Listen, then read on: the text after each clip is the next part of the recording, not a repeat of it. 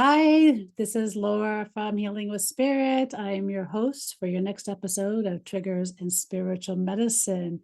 Today, we have such an amazing guest today. Let me just read her bio because usually I don't read people's bios, but you just got to read this one. Tina Hines is a fifth generation empath, intuitive clairvoyant, medium, and healer. She holds a certification as a life and international transformation coach, dedicating her life purpose to guiding emotionally wounded women on a transformative journey towards self love, self care, and self worth.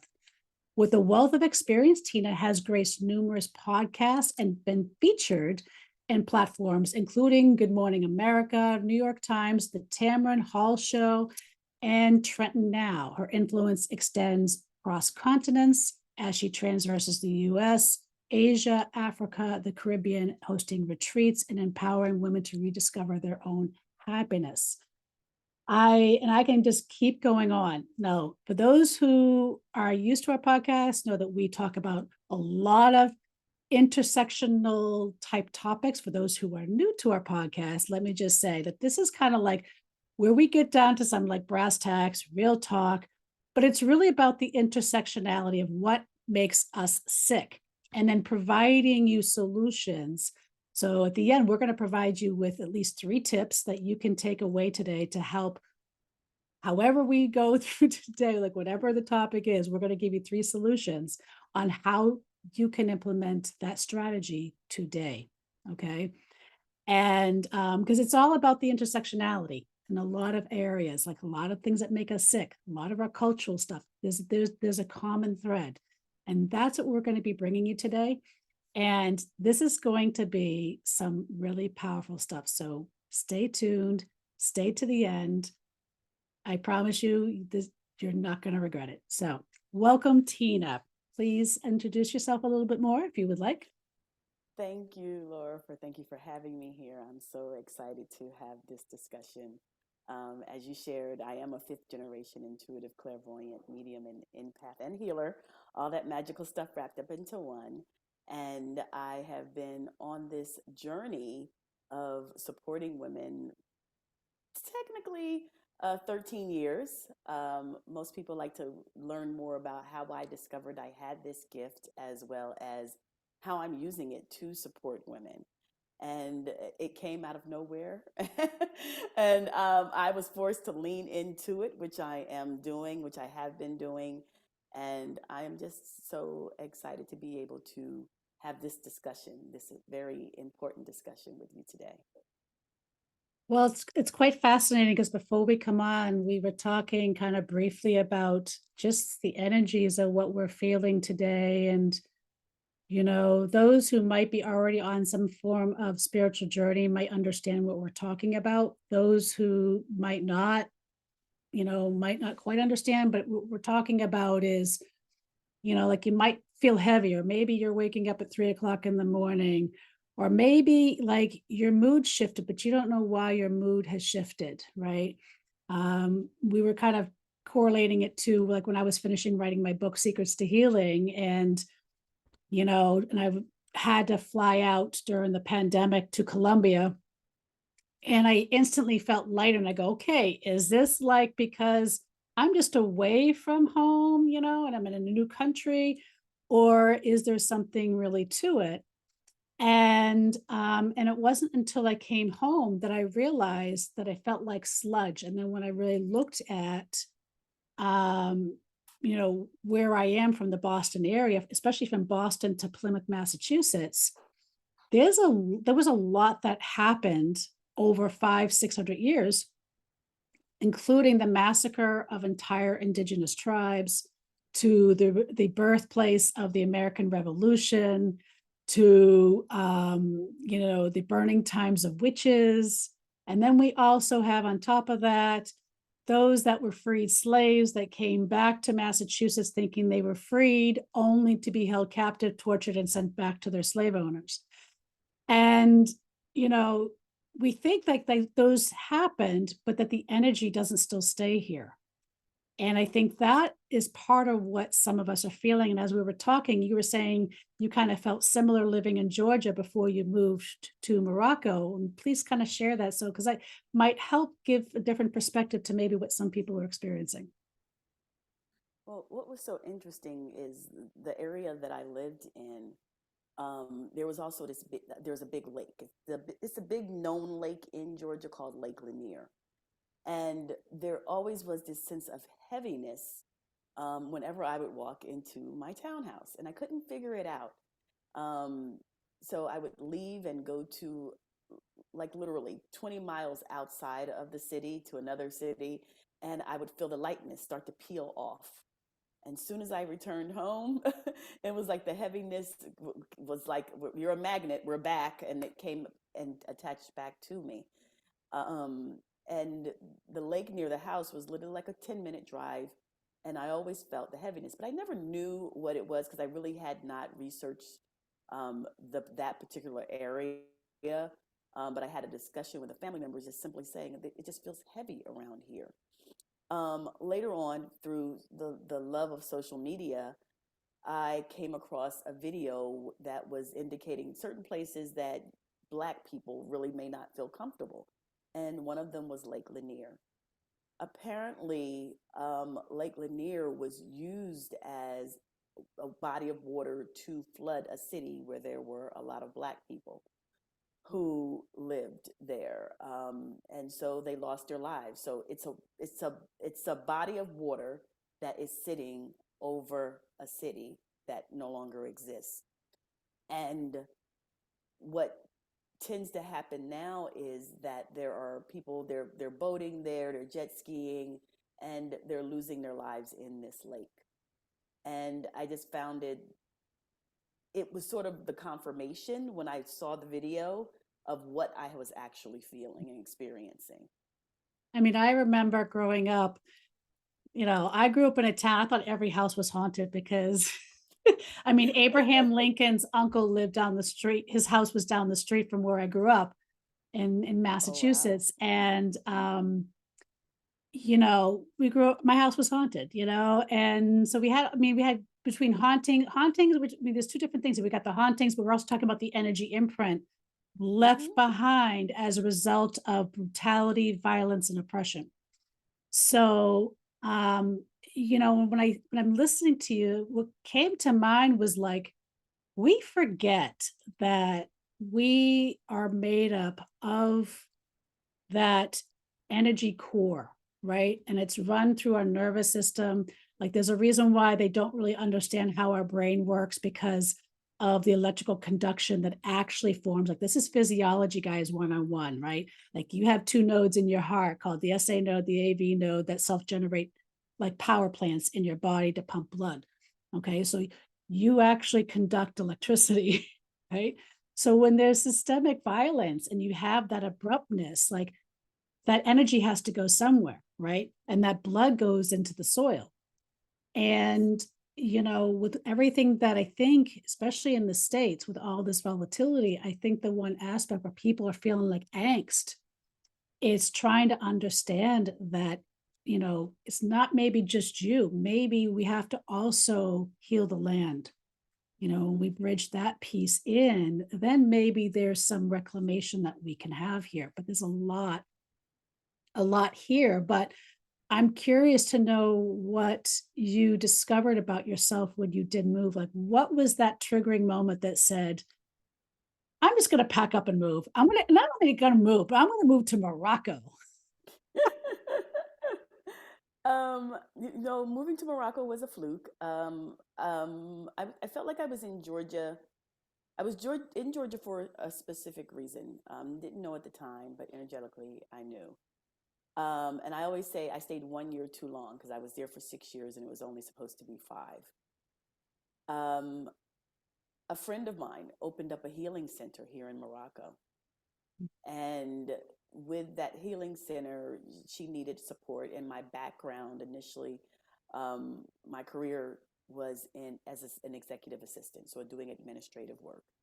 And she invited me to come multiple times, and I kept declining. And then one day she was like, "What's stopping you?" And I really had to process what was stopping me, and there really wasn't anything holding me there.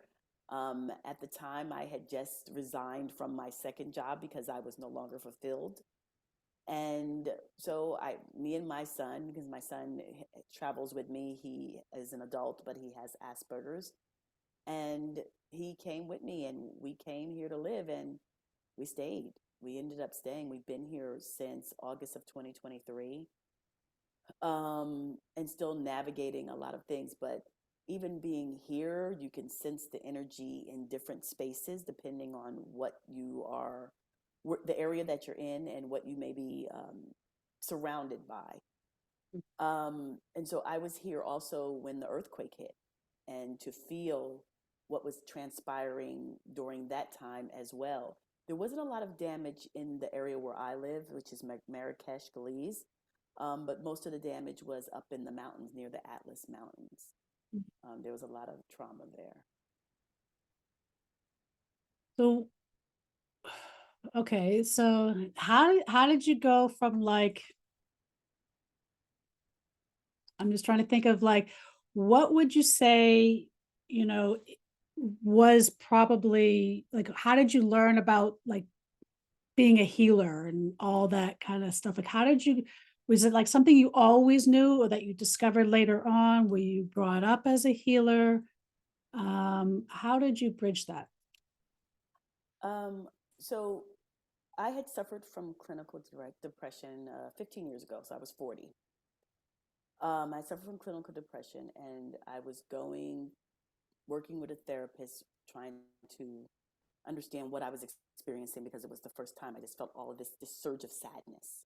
Mm, Um, and at the same time, I started seeing the spirits of my grandmothers, my mom's mom, and and her mother, and their sister. And then there was this woman, I didn't know who she was, but the other three I knew because I had grown up with them. And I kept feeling like, why do I keep seeing them? Why do they keep coming to the surface? And I didn't understand it. And so eventually I was asking family members, are there people in our family who have certain gifts, where they have the gift of sight?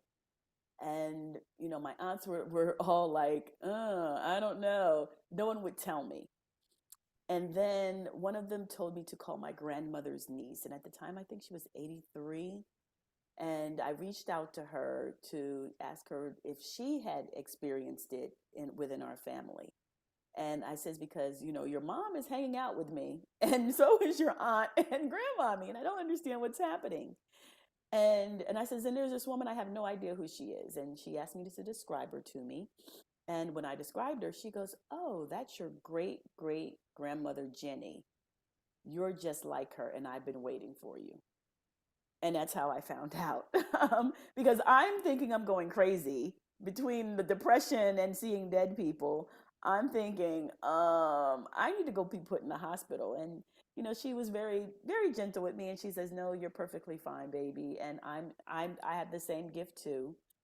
And so she shared certain things with me. And what was also so good to have was my my one of my aunts had this box that had my grandmother's journals in it, and in the journals were stories of her dreams. My grandmother was a dreamer, as well as her living with my grandma Jenny. And the story is that my grandma Jenny used to be a healer for soldiers.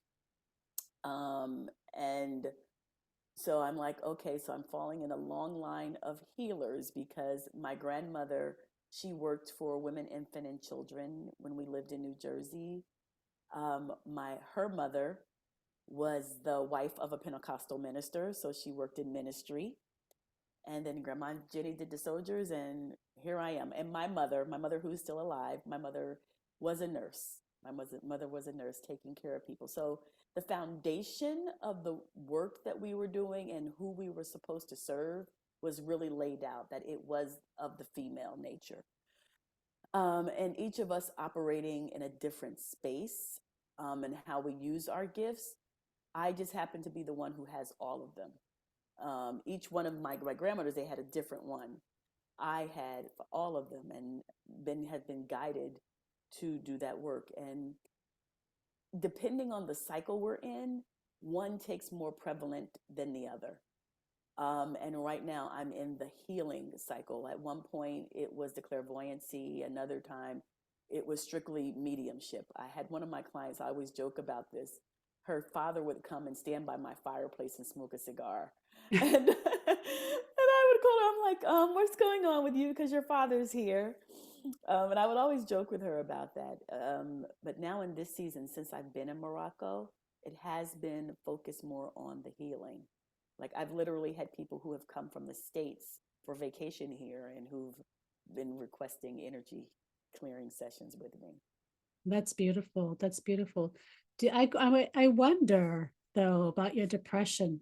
Do you feel like the depression, was it really like depression, or was it like you were feeling maybe old wounds and pain that were from your ancestors surfacing?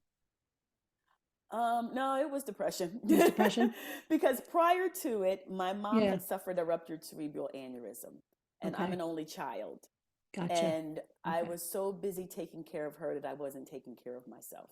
Gotcha. Gotcha. So it was Okay. that was the depression, and I think it was the depression that allowed me to get quiet in order to hear spirit come. Because Mm, I worked in corporate America at the time. I was working at a foundation and consistently busy traveling, doing everything to make sure my executive was well taken care of. And I've always been someone who focused on everyone else. And in that period of time, I was not taking care of myself. I was simply going through the motions of acting like I was taking care of mm. myself. So going even back to like you're being able to sense like going into these spaces and feeling like the heaviness. And when did you start to be able to even feel that? Or is that something you always kind of had and just maybe didn't put two and two together? Um, Church. I started feeling it in church, and I didn't know what it was. Um, I went to a very large church in New Jersey, and I would always feel so drained after church, and I never knew why. Hmm. And I just figured I didn't sleep well the night before, and I needed to go home and take a nap. And so that's what I was doing. And as I had this level of awareness of what an empath is and some of the characteristics of an empath, that's when it clicked. And I like to say that a, churches are predominantly filled with women. And they are in church because they're searching for something. They're trying to fill this void. And I always envision that they're taking a zipper and just opening themselves up to expose their inner so they can get that healing that they seek. And at the end of the day, they zip themselves up, they go back home, and they got the message, but they didn't do anything with it. And that's the vision that I've always had ever since I figured this out. And that was what was draining me. So now I'm not someone who physically goes to a church. um, and it's kind of interesting because I am the daughter of a minister, but I like to say I'm the heathen of the family. But it is what it is. I call a spade a Yeah. spade. I have no filter. Yeah, But I I mean, I found have a that. completely different relationship with the church, growing up two different religions, and Mm. um yeah, I in 10 years of Catholic school, and I remember almost being expelled in second grade because, we started off with the, pledge allegiance, and then we did our prayer. Who do you want to pray for? And I said, I want to pray for my grandfather because he died, and he didn't die yet, but he dropped dead 7 days later of a heart attack. Mm. And Mm. but what did I know? I was like this little 7-year-old girl, and I got in trouble. So, and that was really, I think, the first time I really understood that I was different, Mm-hmm. that I was different. And I think I struggled with that so much so because we grew up in a time where being intuitive or being tapped in, first of all, wasn't okay. It was sacrilegious. You're going to go to hell. You talk to demons, and and here I am feeling like I'm like this black sheep because I wasn't fitting into the molds. So, and I had a lot of grief over that because after I graduated high school, I actually spent time trying to disconnect from that and to Mm. try to unplug. And by doing so, that's when I met my abuser. And even though spirit showed me, like even the day of the wedding, I never have had laryngitis before, except for the day of my wedding, where not a single decibel came out. And it rained only during the ceremony when we were supposed to have an outdoor wedding. So there was every sign saying, don't do it, don't do it, don't do it, and I did because I think it was when I really looked at it, it was the indoctrination of the church that made me fear Mm. that that gift that I had that was multi-generational, Mm-hmm. but I also remember my grandmother on my dad's side who could read tea leaves, but it was always like the family secret because and that side it was the Russian Orthodox Church. Mm. So, it was kind of taboo as well, but I always wondered, like, if I just never try to squash that voice. And then I had a teacher that said, you can keep running away from your gifts for so long before you have a hurricane that comes in and opens up all the gates. You're not going to have a choice. Yep. It just is. So you better learn how to deal with it. And that's, where I started learning, and I think that's similar story to you. It's like when we start learning and realizing like, no, I'm not crazy. Like this is just part of who I am. And I'm starting to learn to embrace your gifts, Yeah, you I know? agree. What did discovering that family lineage of healers do for you? Like what did that bring up for you? Um, it's like you said, like you don't talk about it, and especially during our age demographic, you didn't talk about things that were going on in the household you didn't know, and I feel that Well, my on being my on my one side, they actually talked in another oh, language okay, to make one's sure I didn't oh, know. so they really make sure. So it's it was so interesting that it was never discussed, but then like for my cousin, she actually knew because she's told me stories about her mother, um, and the work that her mother did as a healer. And if I had not seen my grandmother's journals, that was sort of a confirmation as well, because some of her dreams, I was probably two. And when I'm reading them as an adult, I remember them happening, coming to fruition. And it was so interesting to be able to read it. Um, it's, I was never one to fight it. I just needed to understand what it was that I was experiencing because no one else in the family. My mom is the oldest of 10, 8 Mm. girls, 2 boys. Oh, And wow. no one else talked about it. And it wasn't until I started speaking on it that my mother actually mentioned that she remembered doing certain things. She remembered levitating. She remembered a lot of different things, but still, be, they didn't talk about it. And so now she gets kind of comfortable sometimes talking about it. Mm. Um, I think it's that stereotype, like back in the day, this is why they put us all in the insane asylum, right? yeah, yeah, Because like we were crazy, especially because the church, oh, she's a witch, right? I mean, we still have like those wounds, right? I mean, it's yeah. just, And that was it. What's so interesting, Laura, is that was one of the things that I said to my therapist when I was working on the depression and the awakening at the same time. I says, I need to share something with you because I feel like this is a part of this work that we're doing. I says, but I need you to promise me you're not going to put me in the hospital. That was sitting in my head. Like, soon as I tell him, he's going to say, oh, we're going to have to commit you. And I kept saying, you got to promise me. He says, okay, are you going to hurt yourself? I was like, no, I love me. And he goes, "Are you going to hurt someone else?" I said, "Ooh, I'm too pretty for jail." So, so he's like, "Okay." So I start telling him, I says, "I've been seeing my grandmother, my great grandmother, and my great great grandmother." And he goes, "Oh, well, that's nice." I was like, "Ooh, but yeah, but you're not going to put me in the hospital, right?" He was like, "No, Tina, why am I going to put you in the hospital?" I was like, "Because they're dead." And I have no business seeing dead people. But it's interesting. And he was so sweet. He goes, "Oh my goodness, that is so beautiful." I'm like, "Where's the Kleenex? Where's the Kleenex?" Because there's somebody here who gets me and he doesn't think I'm crazy. And, we briefly talked about it. We never really went deep into it, but I knew he was the right therapist when I saw a sound bowl in his office and we meditated before each session. Ah, there you go. Well, And I I only remember, fired four before him.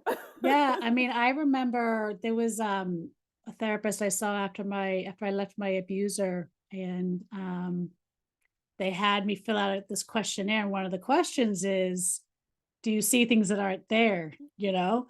And I go, okay, I need to know how to answer this because I have this thing.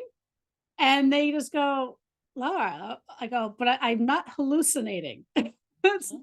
I go, it just is. I go, but if you're going to pathologize it, is that like, how do you work that, and I think that is so important, even on another topic is, you can still be going through difficult things and finding the right therapist is crucial. Most important. It is so important. Like I knew, like I had saw, I think it was two males and two females. And the females I definitely X'd out really quickly because I could feel a lot of their energy. My energy is very connected to women. And Mm, I was like, yeah, this is a no for me. Immediately, like, oh, I won't be coming back, but thank you. yeah. And then my major concern was I didn't want to be medicated. So that was another issue that I was experiencing where it's Mm. like, talk to you for 15 minutes and here's a pill. Um, and so to have the right therapist was key. And I actually found him through a pamphlet that was in my Reiki practitioner's office. I happened to be walking down the stairs and I see this pamphlet of this therapist, and I'm looking at it and I'm like, oh, well, let me try him and call him. And I was in a period of distress. And so I'm like, I can't find a therapist. And I called him on a Saturday. He called me back and I explained to him what was happening. And he just gave me one simple directive that is about to bring emotions to me. He says, "I don't want you to do anything, Tina." He says, "Can you do just one thing for me?" And I was like, "Okay, let me see." And he says, "I just want you to flow. I want you to flow through whatever it is that you're experiencing in this moment. I want you to flow through making sure you take care of yourself until I'm able to see you next week. That's all I want you to do." And I'm sitting there like, what the hell is a flow? And you don't understand what's happening. And, but that was someone who was genuine and in tuned with a patient that he had never physically met. Mm. And it was the best decision that I had made because literally I had gone to doctors who were 10 minutes from my house. He was an hour from my house. But he was the therapist that I needed in that moment. Yeah, I think like, when we were going through our stuff, like there's been so much change, in the last 10 years, even in the last 10 years. I mean, I went from going and seeing therapists, but then also stopping seeing therapists because again, they would pathologize trauma because again, it's then we look at the whole field sometimes of psychiatry. Like what you're bringing in is you have a therapist that was bridged, right? And multi um, disciplined. Mm-hmm. And that was important. But like the field of psychiatry, and I have a colleague of mine that's been the one kind of challenging the status quo on this in the UK. Um, she's been challenging how we pathologize women's trauma. And she goes into the history of psychiatry, starting with slavery, of the use of psychiatry to keep the blacks enslaved when they were rebelling against. And then it went from that to the women saying that they were hysterical to like, and like that was how psychiatry, and it was a way to legally keep people imprisoned, Mm. you know. And so she's been on a journey of, you know, if we're medicalizing and pathologizing, then we're not actually healing the wound, Mm-hmm. right? And it sounds like your therapist was healing the wound, Yes. right? And I find it interesting because, like, even like the type of clientele I'm starting to see now, I have a lot of therapists, psychiatrists, doctors, nurses. And what they're doing is they're coming to me to bridge certain things. First of all, to unpack some of their stuff, but Right. to also bridge so they can bring it into their practices Mm-hmm. and kind of unpack some of that so they can bridge the healing that they, of why they actually got into the field to begin with, Right. Makes sense. you Makes a know. lot of sense. Um, how did you go from that to saying, geez, I'm going to leave corporate America and I'm just going to help empower women and help them heal from their stuff? Honestly, and I've been having a lot of revelations lately and realizing that corporate America was grooming me for this. Mm, Um, I started working in corporate at the age of 17. And over the years, the work that I was doing and the individuals that I supported and depended on me, there was always this revolving door of people coming to my office, of colleagues coming to my office asking, "Can I talk to you for a minute?" And I'm looking at half of them who would come and be like, "We're not even friends. Like, why are you here?" and but for some reason they had that sense of comfort whenever they would come to my office. They knew they felt safe and they felt seen. And as I navigated my 30 plus years in corporate America, I was like, okay, I'm at a point now where I'm no longer fulfilled. I've been doing this for a very long time. And it was going through the awakening and the therapy that brought it to fruition, that brought it to the surface. And so I was going through the motions at my job, and I adored my boss. I loved my boss. It was hard to leave her. And but I always know from the first time I had depression to when it starts to rear its face again, I can see it when it's happening. And I saw it when I was at the tail end of my job, that I was no longer happy there. I was no longer fulfilled. It wasn't the job, it was me not feeling like I was making enough of an impact where I was helping people, even though we worked at a philanthropic where we gave. But for me, it was like I need to do it up close and personal. And so I did a lot of soul searching to say, is this the decision that you want, that is going to be best for you? And I took a leap of faith and said yes. And I, I processed the pros and cons. I had started hosting women at my home. We would talk. We started out as a book club, but we never read the book. It was an interesting thing, but we would always have conversations about challenges we faced as women, being mothers, being spouses, being bosses, being business women, and just how in certain areas there was a lack of fulfillment.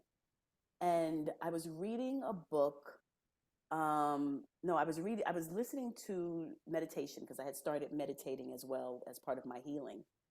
And Deepak Chopra asked the question, "Who am I?" And I went through every label I could think of: mother, daughter, blah, blah, blah, blah, all these hats that a lot of us wear. And they didn't seem to fit any longer. And so I was asking the ladies, because we happened to have a book club meeting, and I had a flip chart, and they goes, "Oh, Tina has a flip chart. The book club meeting is really going to be interesting today." And I says, I'm listening to this meditation, and it says, "Who am I?" I says, "Can I ask you all, who do you see me as?" And they said, we see you as a confidant. We see you as someone who helps. And then someone said, it's sort of like a coach. And in my journal, when I was writing after what I experienced with Deepak, I started writing. In the corner of my journal, I had a coach of some sort because I knew I didn't want to be called a coach. So I said a coach of some sort. Um, so I started exploring that deeper and started getting my certification for coaching. And I was still working. And I have a thing about transparency because if I'm not, it eats me up on the inside. So I was very transparent with my boss about what I was doing. And what was great was she was supportive. Mm. She was very supportive of what I was doing. And so when I came to her and told her I made the decision to resign, she says, okay, are you sure? I said, I think I need to resign. And she's like, are you sure? And then I go, let me change my language. I know I need to resign because I'm no longer fulfilled here. And she was like, okay. And so I was out that week. The next week I came back, I gave her my resignation letter, and she's like, I'm just going to hold this in my desk. And I go, you don't have to because I have another one for HR. And that was May. I resigned in May and I walked out the door in December. They let me stay until the end of the year because it was important that I had someone backfill my role that was going to take care of my boss because I'm like, you got to make sure you take care of her. And there goes the thing of making sure everybody else is okay when I'm not, but it worked out well. I walked out the door December 28th and I relocated to Georgia January 5th. So I Mm. made this double whammy shift. And when I walked out the door, it was like I just felt like everything peeled off of me of my corporate space, and that woman I was dissipating, and the new woman was emerging. No more of the corporate structure restrictions weighed on Mm. And who was this woman that was emerging? me. Lately, I've been heard that she's a priestess. That's the rumor. Um, this woman who is unapologetic, who is leaning into what the work that she was called to do, and just loving herself more and remembering to nurture herself as well, and leaning more into my gifts. Oh, you're making me publicly say it. Leaning more into the gifts that were given to me by my ancestors in order to Own it. continue, yeah, in order to Own continue the it. work that they started, the work that they started, continuing the foundation that they've laid. I have the baton in my hand, and now it's my turn to run the race until I pass it on to that next person. And everything that they were unable to say and do because of the time, I am now able to do that unapologetically. Unapologetically, you Yeah, I know? think I think we're seeing, and I mean, I even started using more of the terminology multi-generational and multi-disciplined healer and intuitive. Mm, And because I learned everything I know about preventative health care, holistic medicine from my father, who was an osteopath. And mm-hmm, even in there, one of his textbooks, when I was reading about the father of osteopathic medicine, Dr. Stills, mm-hmm, he actually taught the power of intuition as a diagnostic tool.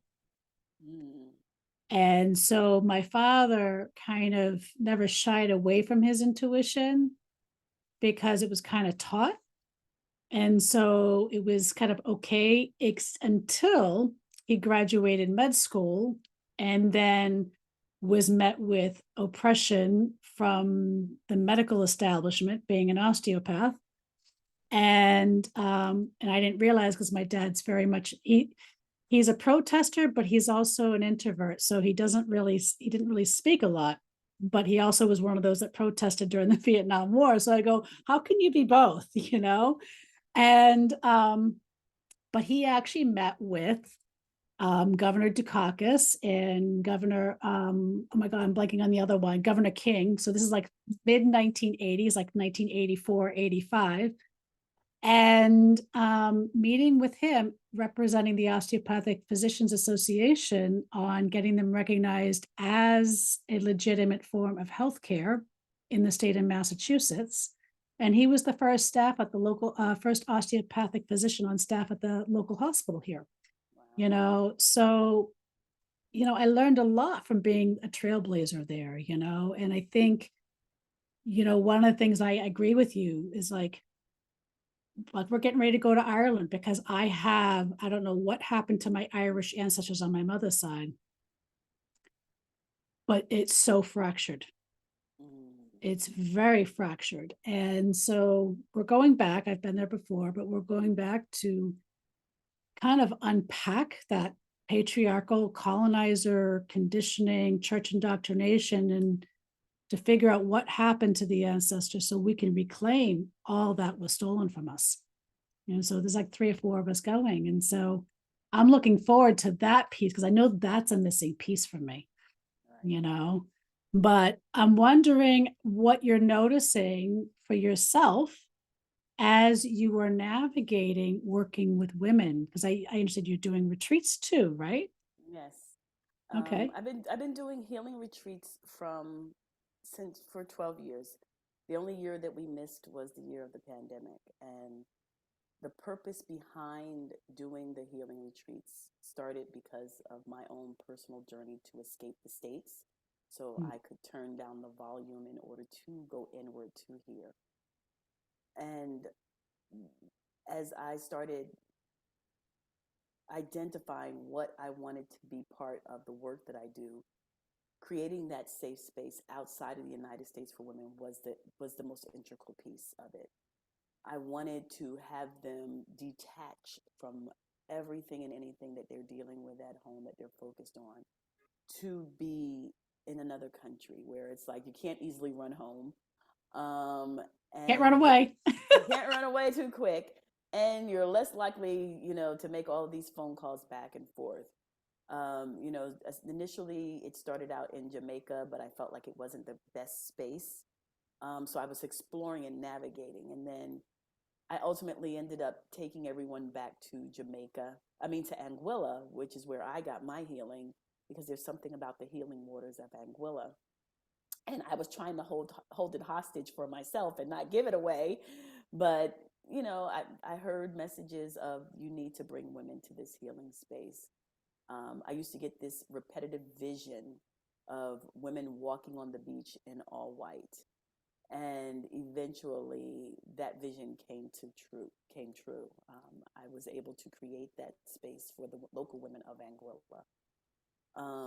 And then the next time we started going to Bali, the spirituality side of Indonesia was beyond amazing. So we got the healing in Anguilla, the spiritual side in Bali. um, so I've done Bali a number of times, and that's where we're going back to in June of this year of 2023, 2024. We're in 2024. And last year, I know I'm losing track of years. Last year we were in Morocco. The ladies came here to Morocco, and we had an amazing time in the Sahara Desert. And so it's to create the space. I've only done one retreat in the United States, and it didn't feel right because it was just like, you need to get away. You need to just detach from everything and lean into yourself. Focus on yourself. Um, so that's the premise of why the retreats were started. And they're very intimate retreats. I prefer them not to be too large. They're very intimate because I want each person to have their own space, because the agenda in the morning, it's structured. In the afternoon, it's sort of fluid. Because of the healing work that takes place, we start out with morning meditation by the pool. And sometimes the meditations are so intense that the ladies are like, we need to go back to sleep. There was one year we did the retreat, and the ladies were on the beach, and one was in a chair playing with crystals, and the other couple of other ladies were in the pool, in the beach, in the water, in the sea, trying to teach one another how to float. The next day, I do the meditation, and I start talking about their inner child. Our pool was filled with tears because they're wondering, where did you get that meditation from? I says, well, yesterday. I says, you guys are having fun. I'm working all the time. You were playing with crystals like you were playing with your baby dolls. You were just so meticulous about them. And that's how the little girl in you wants to play. I says, and the other ladies were frolicking in the water, laughing and giggling. And it just, they didn't have to think about home. They didn't have to think about all their responsibilities. And I said, so you all needed to let your inner child come up and out. And that happened yesterday. So today, the meditation was focused on loving her and remembering her and nurturing her. And they were like, that was deep. And we didn't know where you got it from. But none of them had seen what I had observed by sitting back. Yeah, I mean, there's something to be said, because I've been leading retreats to uh, since 2012. Like, how many years is that now? So, and like one of the missions that I have with us going to Ireland is like a lot of people do tours, right? But they call Mm-hmm. them retreats, right? And it's like, stop here, stop there. It's like, Mm-hmm. and it's like, wait a minute, but where's the time for the integration and just being? So, like, I have a similar format with us going to Ireland, and it's we're getting up at dawn, Mm-hmm. and to do our either whether you want to do meditation or ritual, you can pick and choose. And then we're going to go to a sacred site. And then, depending on, we're going to have fluidity. So, depending Mm-hmm. on where we're at, we may stay there for like a half hour. We may be there for 4 hours, right? But we're not going to be restricted to, well, we have to be back because we have to go to the next place or we have to go Mm-hmm. here when you're right in the middle of doing whatever you're doing.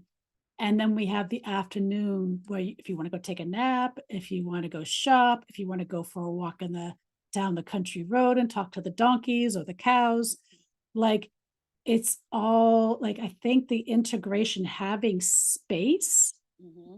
is the one thing I see missing in a lot of people that Yeah. offer similar events is that there's not a lot of space. So that is so magical what you're doing. And we don't I don't think we really realize the power of just creating that space. And it doesn't have to be a lot, but it's still space, Yes. right? It's For that. essential.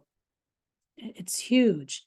Yeah. What do you find people are seeking when they come to you? Like what seems to be common themes that you're noticing? One of the common themes um, is some of them are empty nesters.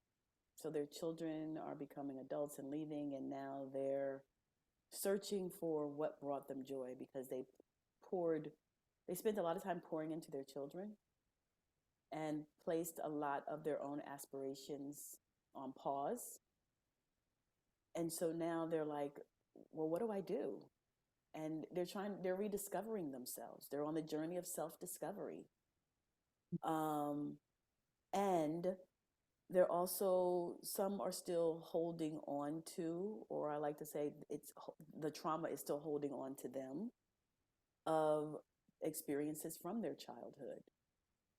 And so I help them to navigate how they have control over it versus it having control over them, and understanding the power that they do have. Because when I hear a lot of times that when we share stories of what we experienced as a child, and we still blame that adult who was in our lives, who was supposed to take care of us, who was supposed to keep us safe, my mind is now in a space of, okay, but now that we're adults, it's our responsibility to take care and nurture that person. It's our responsibility to do the work, because we're the only ones who can change it.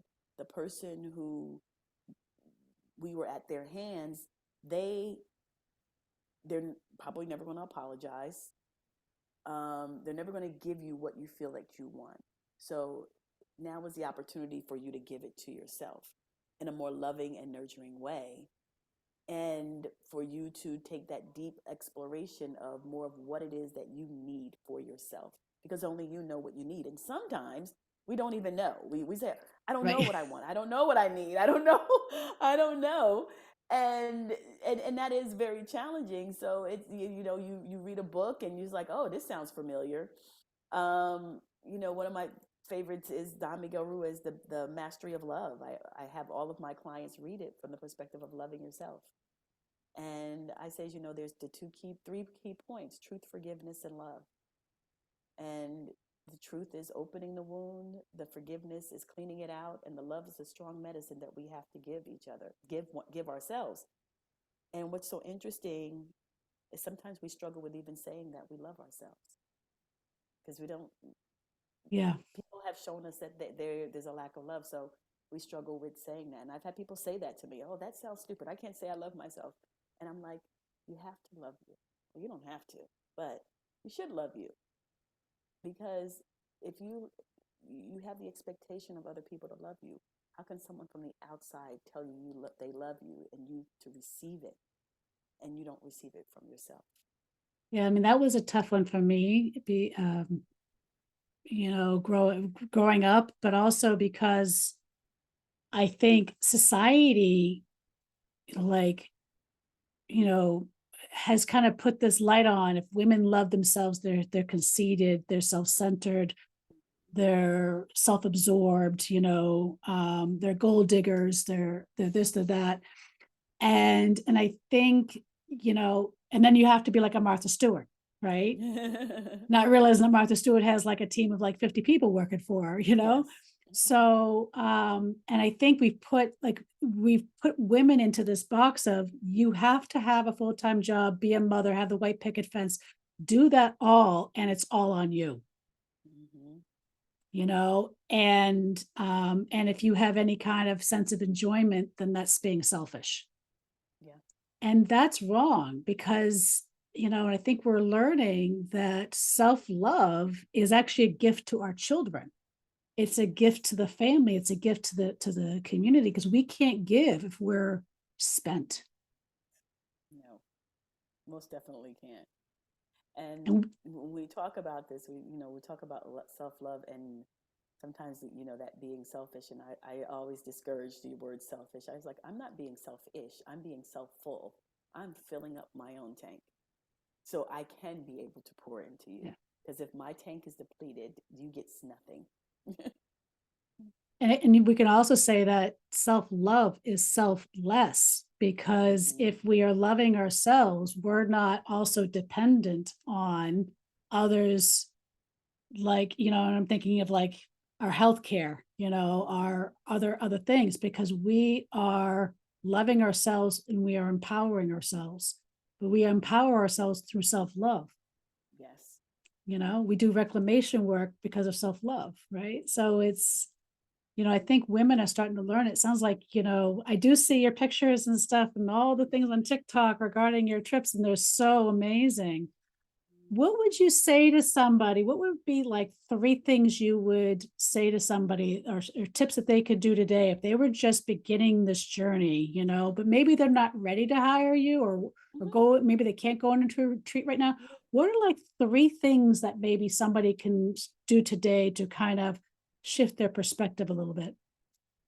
So always take into account people who are not ready, or not, don't have the resources.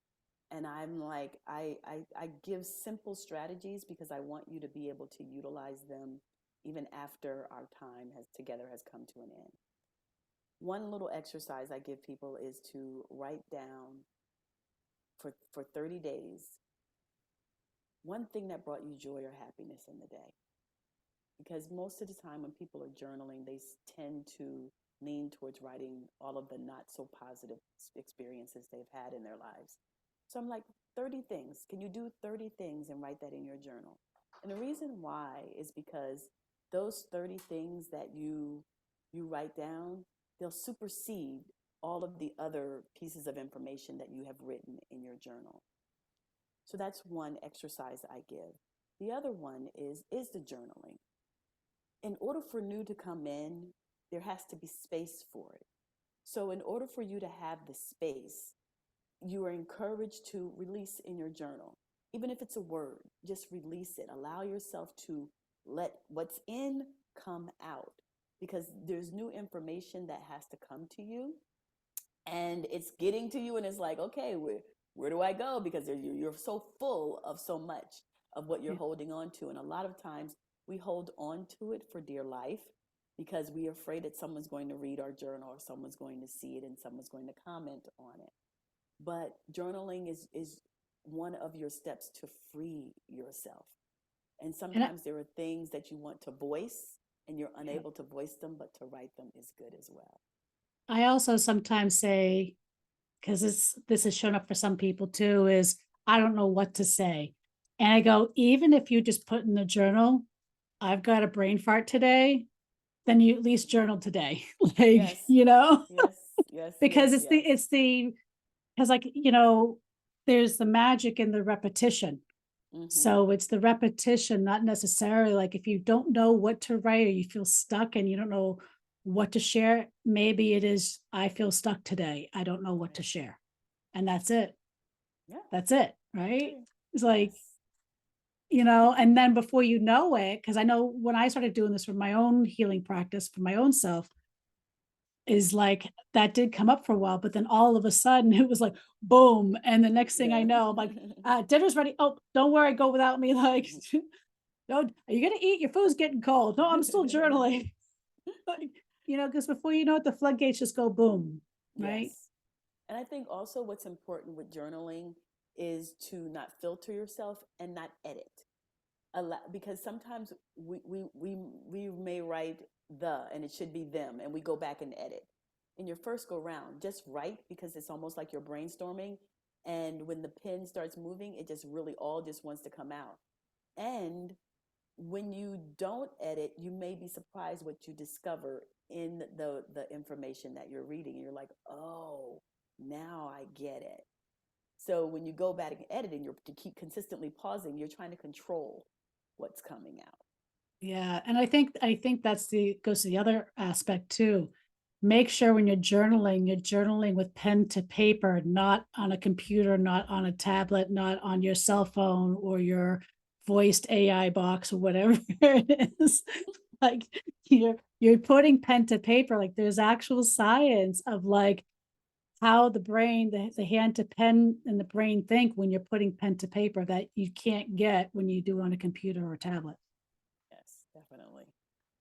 And I think the third thing would be to give yourself some grace.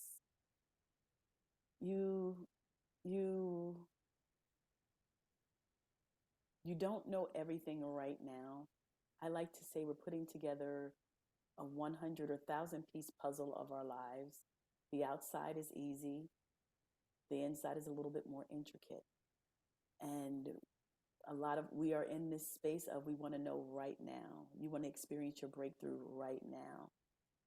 And if you allow yourself, as my therapist would say, to flow, you'd be surprised of what starts to come to the surface more easily than if you're trying to force it and you're beating yourself up about it. It's so beautiful. I mean, I sometimes use this is maybe my ADD brain, like the analogies is I use like, healing isn't like a text message, and a tree doesn't go from blooming to dropping its leaves in a Mm-hmm. text message. So it's knowing that's the flow piece, right? It's knowing Yes. how to move with it and also recognize like how you know, we all process things differently. And I think the magic also comes into recognizing and learning your own intricate ways of processing to help. Mm-hmm. So that way you go more into alignment than resistance, Yes, definitely. you know? Um, How, if people want to maybe look more into your retreats or want to work with you, how would they find you? So the first stop would be my website, which is tinachines.com. I have a beautiful website. Go look at it. But yeah, that's how you can learn more about the retreats, about the services that I offer, and a little bit more about me and what it looks like to experience transformation coaching. I am also on Facebook as well under the same name, Tina C. Hines. And LinkedIn, I mean, Instagram, not so much, but I'm there. I post on Instagram and I do lives on TikTok. So I do go live, but I go live on TikTok. Your TikToks are hilarious, some of them. I go up and down. I go all over the place because there's no rhyme or reason with it. Yeah. But I enjoy TikTok. I enjoy being over in that space. And I felt like in this past year and a half, I've really connected with a lot of amazing individuals via TikTok. Mm, that's beautiful. I gotta learn more about that. Help you. Well, thank you so much, Tina, for being here. And for those, again, if you like this episode, please comment, please share. Help support our sacred activist work. If you want to become a Patreon member for $5 a month, that would be great. And until next time, have a great day, everybody.